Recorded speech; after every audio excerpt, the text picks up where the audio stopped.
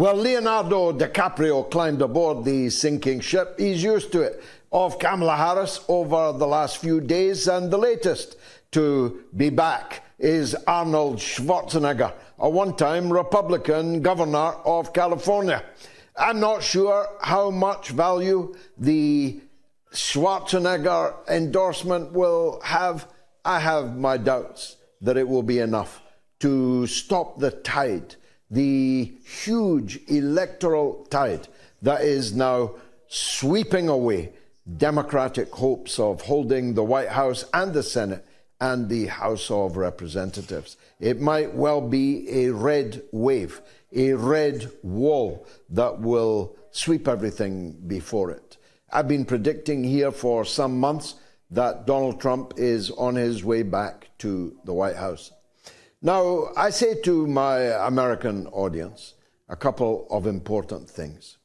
Donald Trump is not my candidate. I have been supporting since 2016 Dr. Jill Stein, and I will support her until the end. The only Jewish candidate for president, the only candidate that stands four square against the slaughter of other people's children in America's Israel war.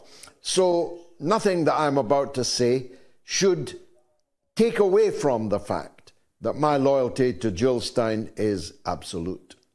But if you're going to ask me if I'll be happy if Donald Trump is in the White House after the 5th of November, my answer is the same as it was in 2016. I'm not happy that Donald Trump will be the President of the United States, but I'm very happy indeed that Kamala Harris will not. Indeed, I'm even happier that Kamala Harris will not than I was that Hillary Clinton was not when I first said that back in 2016. It's not a question of what Donald Trump might do. It's a question of what Kamala Harris is doing right now. And if you reward what she is doing right now by giving her your vote, you become complicit in her crimes.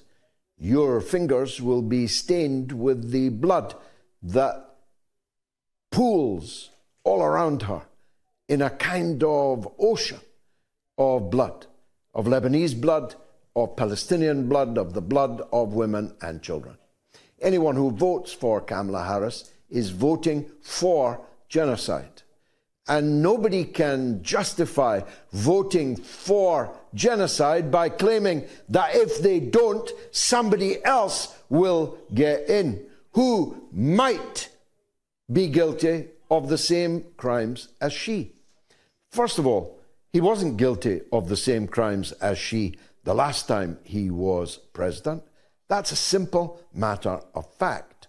Secondly, although he says many wildly contradictory things, like a stopped clock, he's going to be right twice a day.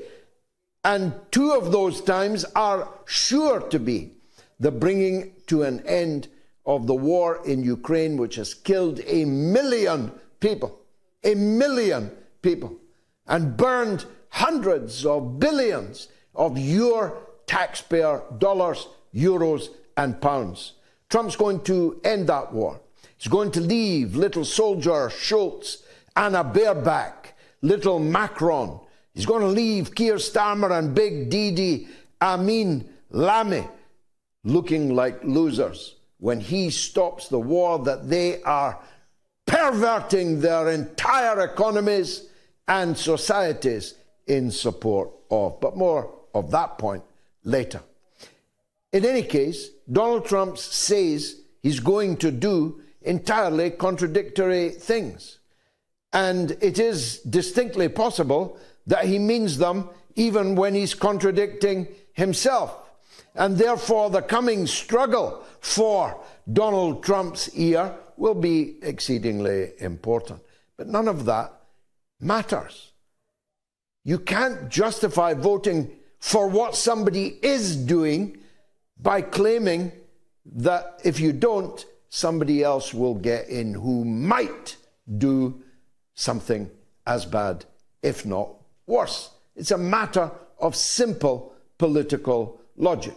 And I'm not asking you to vote for Donald Trump. I'm just telling you, if it's down to Trump versus Harris, give me Trump any time. Trump today, for example, just said that he's going to bring peace to the Middle East. Trump today just said, this day, that he's told Netanyahu that this war has to be over by the time he takes over the White House in January. So that doesn't square with other things he said, I'll grant you. But we're not talking about what he might do, but what Harris is doing right this minute. I've been looking at pictures all day. I've been tweeting them. They're viral. Hundreds of thousands of people have retweeted my tweets today of a little girl, for example, dangling from a building, dead. They should hang their heads in shame, those who support this, shouldn't they?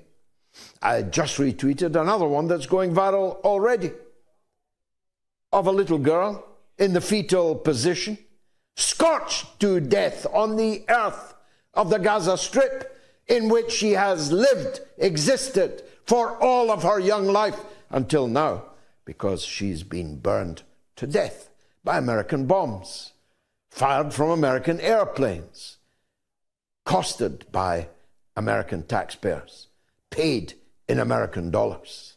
So the crimes that Harris is committing are ongoing right until this hour, and they will be ongoing until the end of the Biden-Harris administration. That much is certain. If you're going to support a genocide, even when it's losing you a presidential election, you can be sure they ain't going to stop once they have lost it. And Biden just said, if Iran retaliates with a third strike on Netanyahu's gangster regime tonight or tomorrow or by the weekend, if they do, America is going to join in again on Israel's side, possibly bringing us into World War III. Isn't that a decent reason to punish an American administration, that they are so recklessly ready to lead us into World War III, not just in the Persian Gulf, not just in the conflict in the Levant, but also in the conflict in Ukraine, and also in the conflict in the South China Sea, in the Straits of Taiwan. How many possible World War IIIs will it take you to decide that the Democrats, Biden and Harris, are a clear and present danger to the safety and security of the world?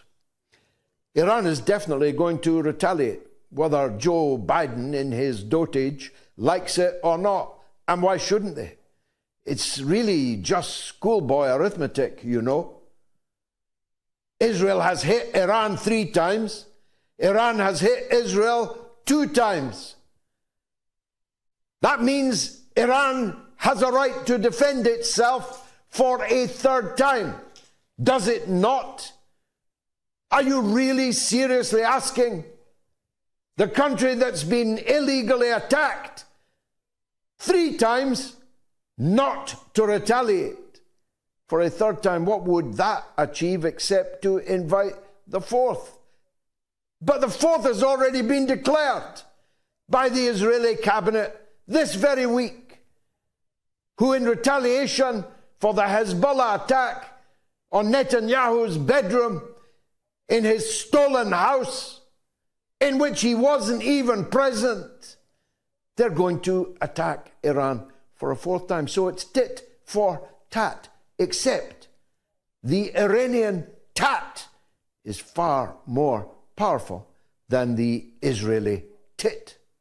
Unless Netanyahu intends to fire the nuclear weapons that he continues to deny he has. The nuclear weapons that have never been declared, have never been inspected, are not subject to the Non-Proliferation Treaty.